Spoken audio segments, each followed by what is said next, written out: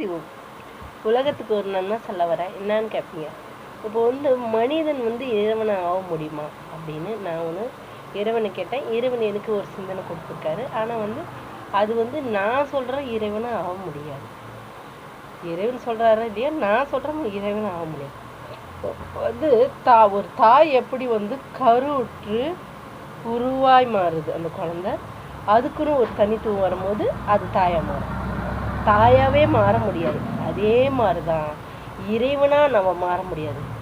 இறைவன் ஒளியானால் வழியாக நம்ம 1000 வழியாக கூட இருக்கலாம், 1000 வழியாக கூட நம்ம இருக்கலாமா கண்டி. ஆனால் இறைவனாகவே மாறாது, நம்மளால் முடியாத காரியம். இறைவன் 10 தீபத்துக்கு சமமானவர், 1000 தீபத்துக்கு சமமானவர். அந்த மாதிரி இருக்கும்போது நம்ம 10 தீபம் ஏற்றுற ஒளியாக தான் இருக்க முடியும், மக்களுக்கு காட்டுற வழியாக தான் இருக்க முடியும். நம்ம நம்மளுக்கு கிடைச்ச ஆண்டவன் சிந்தனையை ஜனங்கிட்ட பரிமாறிக்க முடியுமா கண்டி. இப்போ எவ்வளோ பேர் நான் கடவுளை உணர்ந்தேன், கடவுளை செய்கிறேன். அப்போ கடவுளை உணர்ந்தவங்க கடவுள் உலகத்தை காப்பாற்ற வேண்டியது தானே. நான் கேட்குறது ஒரே வார்த்தை, ஜனங்க நிறைய பேர் ஆன்மீக வாரியெல்லாம் எவ்வளோ பேர் இருக்கிறாங்க, உலகத்தில் நடக்குது. இப்போ கடவுளால் விதிப்படி தான் நடக்க முடியும், விதிப்படி நடக்க முடியும். ஆனால் ஒரு குருவால் எல்லாமே முடியும். நம்ம இயற்கையை தடை பண்ண முடியும், செயற்கை அது ஏன்னா குரு அவருக்கு ஒரு தனித்துவம் இருக்குது. உலகத்துக்கு நன்மை செய்யறதுக்கு தான் அவர் குருவாக வராரு. குருன்றது கடவுள் அவங்கள தனியாக அமைக்கிறாரு. அமைக்கும் போது இறைவன் செய்ய முடியாது. இறைவன் அவங்கவுங்க பாவ புண்ணியம் பார்த்து தான் செய்ய முடியும். ஏன்னா அவர் படைச்சிட்டார். இப்போ உங்கள் ஒரு பிள்ளைங்க 10 பிள்ளைங்க பெற்றுட்டாருன்னா அந்த 10 பிள்ளைங்களுக்கும் ஒரே மாதிரி தான் இறைவன் செய்ய முடியும். அதனால் இறைவன் அவர் பாவ பிள்ளைங்க பார்த்து தான் பலனான முடியும். அதுக்கு தான் நம்மளுக்கு ஆன்மீகத்துக்கு இந்த மாதிரி குருமார்களை படைச்சிருக்காங்க. கடவுள் நம்மளையே வணங்கணுங்கள அவங்களுக்கு ஒரு தனித்துவம் கொடுத்து அவங்களுக்கு அவங்க செய்ய முடியும், அவங்க செய்யலாம். ஏன்னா அவங்களுக்கு பிள்ளைகள்லாம் கிடையாது. அவங்க வந்தால் அருள் தர முடியும். அவங்களால அவங்கள இறைவன் ஒளியானா இவர் வழியாக இருக்கிறதுனால அவர் வழிகாட்டியாக இருப்பார். இப்படி செஞ்சால் கரெக்டாக இருக்கும், இப்படி செஞ்சால் கரெக்டாக இருக்கும், இப்படி பண்ணால் உன் பாவம் புண்ணியெல்லாம் தீரும்ன்ட்டு அவர் சொல்ல முடியும். ஆனால் இறைவன் சொல்ல முடியாது. ஏன்னா இறைவன் படைச்சவரை அவர் இப்படி தான் இருக்கணும், உன் தலையெழுத்து இப்படி தான் அது. ஆனால் அந்த தலையெழுத்தை இறைவன் ஆலயம் போகும்போது அதை தாக்கம் கம்மியாகும். இப்போ ஈட்டி எடுத்து குத்தினா கூட நீ சாவாத மாதிரி உனக்கு அந்த தாக்கத்தை கம்மி பண்ணுவார் கடவுள். இறைவன் ஆலயம் போகுன்றதுனால இப்போ நம்ம நிறைய நம்மளுக்கு சோதனை தாழ்த்துதுன்னா அந்த தாங்கக்கூடிய வல்லமை கொடுப்பார் கடவுள். விதிப்படி தான் நடக்கும், ஆனால் அதை தாங்கக்கூடிய இப்போ கரண்ட்டை பிடிக்கிறோன்னா அந்த கரண்ட்டு நம்ம தாங்கக்கூடிய சத்துருவோம். ஒரு வெயிட்டை தூங்குறோம்னா அதை வெயிட்டை தூக்கக்கூடிய வல்லமை நம்மளுக்கு உண்டு. அந்த வல்லமைலாம் இறைவன் நம்மளுக்கு கொடுப்பார். அதுக்கு தான் இறைவன் ஆலயம் போகணும். நான் அவர் விதிப்படி தான் செய்வார்னா நம்ம ஏன் அவர்கிட்ட போகணுன்னு கூட கேட்குறவங்க 1000 பேர் இருக்காங்க. ஆனால் இப்போ நம்ம சோர்ந்து போயிடுவோம். சோர்ந்து போகிறதுனால அது ஒன்றுமே ஆகாது. நம்ம உயிர் தாக்கம் தான் ஏற்படும். நம்ம சோறாத இருக்கும்போது இறைவன் அந்த ஆற்றல் அவர் மனசில் இருக்கிறது ஆற்றலெல்லாம் கொடுப்போம். நம்மளுக்கு ஆற்றலை நல்ல வல்லமையை கொடுக்கும்போது நம்ம பெரிய அதை தாங்கக்கூடிய. இப்போ ஒரு ஆப்ரேஷன் பண்ணக்கூடிய அந்த இந்த ஊசி போட்டால் தான் நம்மளுக்கு இப்போ வெறுமனையாக அறுத்தா எப்படி தாங்க முடியுமா? வெறுமனே பரபரான்னு அறுக்கிறாங்க, எப்படி தாங்க முடியுமா?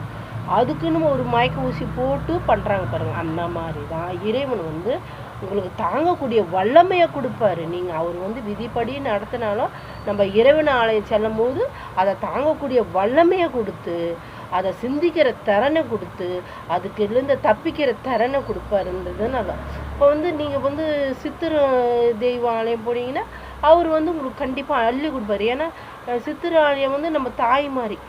தாய் தப்பு செய்யணும் மரப்பழம் கொஞ்சம் கொடுப்பாங்க, இப்படி கொஞ்சம் கொடுப்பாங்க பிள்ளைங்களுக்கு. அந்த மாதிரி நம்ம மரப்பில் கூட கொடுத்துருவாரு.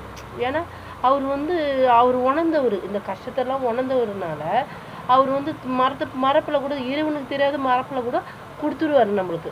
அதுக்கு தான் சித்திர ஆலயம் போக சொல்கிறது. அதெல்லாம் சித்தர் ஆலயம் போகும்போது நம்மளுக்கு ஸ்ட்ரெயிட்டாக வந்து ஒரு தாய் உள்ளம் கொண்டு சித்தர் வந்து நம்மளுக்கு வந்து உதவுவார். ஏன்னா அவர் வந்து வாழ்க்கையில் அனுபவிச்சதுனால நம்ம வந்து குழந்தைங்க அனுபவிக்கக்கூடாது. அதெல்லாம் அம்மா என்ன நினைப்பாங்க, நம்ம வந்து அனுபவிச்சது நம்ம பிள்ளைங்க அனுபவிக்கக்கூடாதுன்னு எல்லாம் தாய்மாரிகளும் அதை தான் நினைப்பாங்க. நம்ம தான் கஷ்டத்தை அனுபவித்தோம், நம்ம பிள்ளைங்க அனுபவிக்கக்கூடாதுன்னு அப்படின்னு நினைக்கும் போது அந்த சித்தர்ன்றவர் நம்ம தாய்மாரி. இவர் வந்து கடவுள்ன்றது அவர் வந்து படைச்சவர், அவர் வந்து விதிப்படி தான் நம்ம. இவர் வந்து தாய் உள்ளம் கொண்டு அவர் அனுபவித்த வேதனை மாதிரி நம்ம பிள்ளைங்க வேதனை அனுபவிக்கக்கூடாதுன்னு சித்தர் வந்து திருட்டுதனமோ எப்படியோ நம்மளுக்கு வந்து போகணுமோ அவர் கொடுப்பார், நம்மளுக்கு கொடுப்பாரு. தவிர அதுக்கு தான் சித்தர் ஆலயம் செய்யணும். அதுக்கு தான் நம்ம வந்து எப்பவுமே தெய்வமாக மாறவே முடியாது. இறைவன் ஒளியானா நம்ம வழி 10 வழியாக கூட மாறலாம், 10 விருட்சமாக கூட மாறலாம். ஆனால் இறைவன் வந்து பெரிய இன்னும் 1000 பெரிய ஒளியானவர். அவரை வந்து அவர் மாதிரி நம்ம மாறவே முடியாது. உலகத்தை அழிக்கிறவரும் அவரே, ஆக்கிறவர் அவரு, உற்பத்தி பண்ணுறவர் அவரு, எல்லாமே அவரு.